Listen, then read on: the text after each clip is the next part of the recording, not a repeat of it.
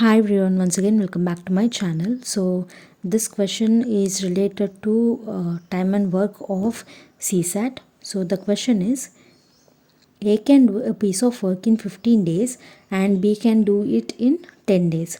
Working together, how long will they take to finish the work? And the options are 4 days, 5 days, 6 days, 7.5 days. So here it is given that A can do a work in 15 days and B can do the same work in 10 days. And now they are asking us to find out the time that A and B together take to finish the whole work. So here we don't know how many units of work is there. So let us assume that we have 30 units of work because 30 is the common multiple of 15 and 10.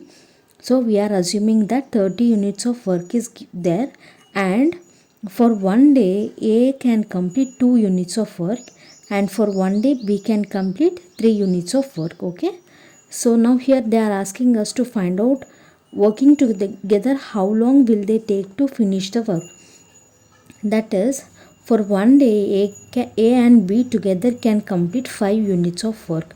So similarly, for 30 units of work, A and B can take time of 6 days. That is, by unitary method, 30 divided by 5, A and B together can complete the 30 units of work in 6 days, which is option number C.